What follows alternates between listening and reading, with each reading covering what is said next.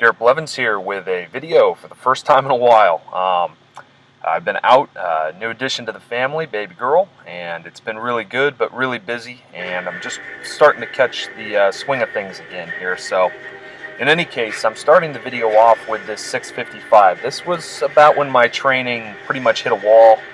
This should be a really easy weight for me to hit, especially just for singles, and was not able to do it, as you see here.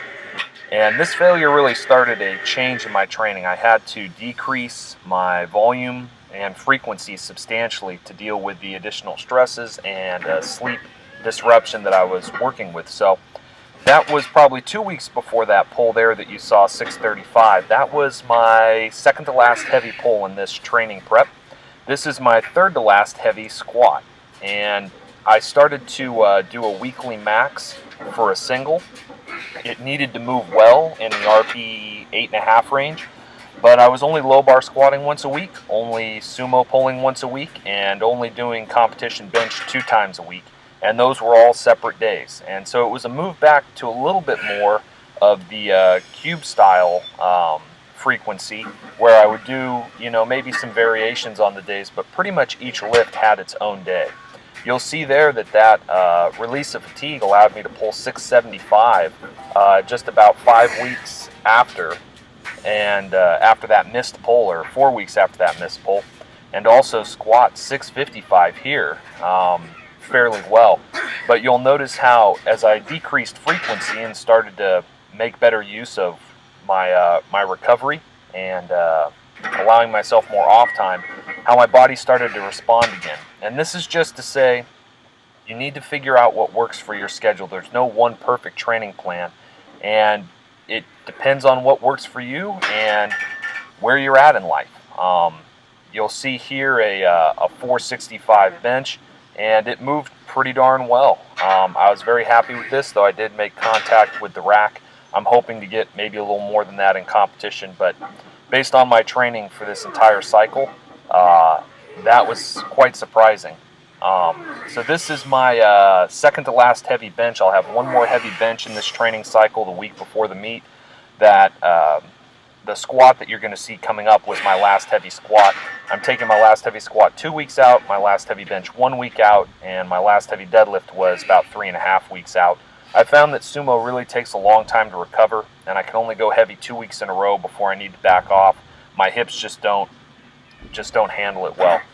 So you can see the speed difference there on that rep and with this rep from some of the other lifts of similar weights earlier in the training cycle. And that just shows that you're not always at your strongest. I mean, it doesn't mean that you have to be at 80% of your best, but you're not going to be training at 100% all the time, and that's okay. But just by adjusting frequency and releasing the fatigue and allowing my my maximum recoverable volume not to exceed what I could do, things started to turn around and move in a much better direction. And so that's why it's good to track fatigue, but it's also good to have various training options. I started to go to a percentage-based training so that I could regulate myself better, and it's worked out pretty well. On that note, I do want to announce that I'll be starting another 10-week group, and I'll be doing something similar to what I did when I was working with that Kingpin RTS split. A lot of people have been interested in that. It worked very well for me as a intermediate lifter moving into advanced. Though my total was in an elite total, I was still gaining and making progress like an intermediate lifter.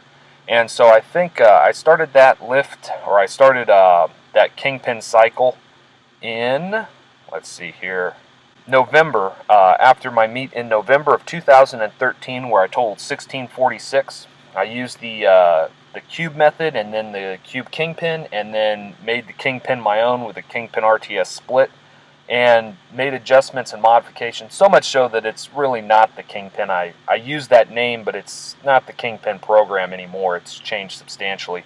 But in any case, I've made some even further adjustments since then on what I've learned, and that's what the program will be that's coming out. I went from a 1646 total to an 1873 total in a 1-year period from November to November, and that was definitely one of my better years. I used that training program all the way through January of 2015. where in a mock meet I totaled 1900 in the gym. But that was with some whippier bars and bumper plates out to the side, so deadlift was definitely higher on that than it would be in a competition.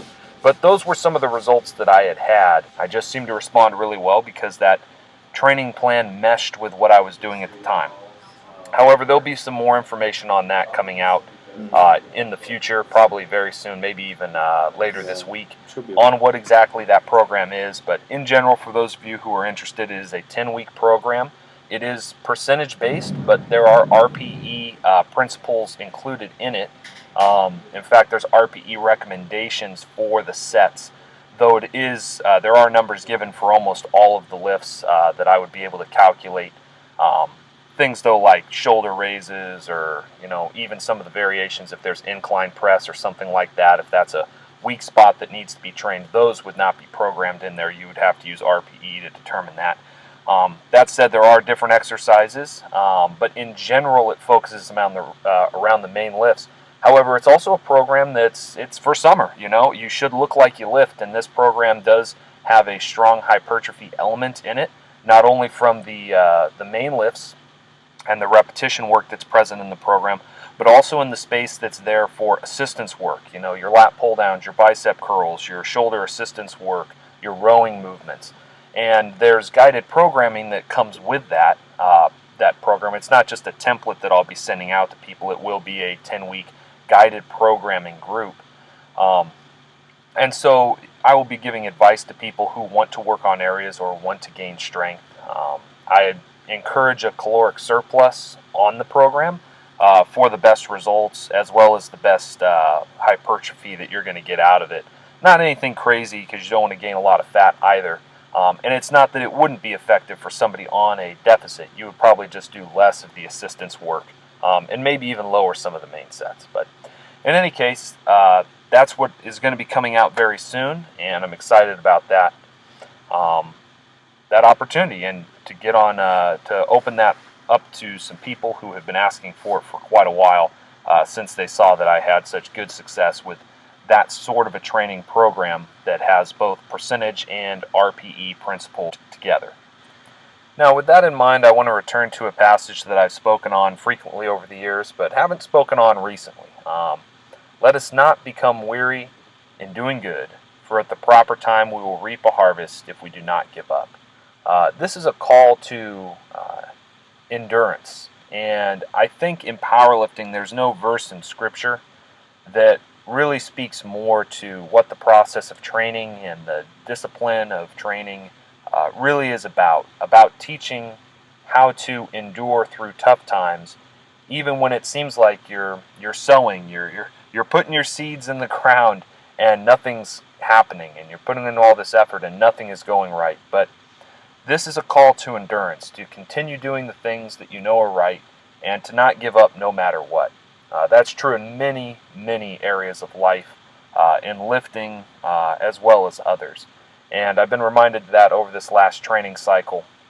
And I hope that it is an encouragement to any of you who are struggling and not seeing the results that you would like to see at the present time. To be encouraged to continue doing what is right, to also seek to learn more, to see if there is a change that you need to make, and to make those changes, but to continue doing good and not giving up, even when times are hard. So I hope that's an encouragement. If you do want to see more frequent content from me, I am on Instagram now more than I am on YouTube, so if you can follow me there, at Garrett Blessings, BLESSINGS. So that is my Instagram, and if you want to follow me there, great. If not, that's fine too. Hopefully I'll be able to get some more YouTube content up in the coming weeks.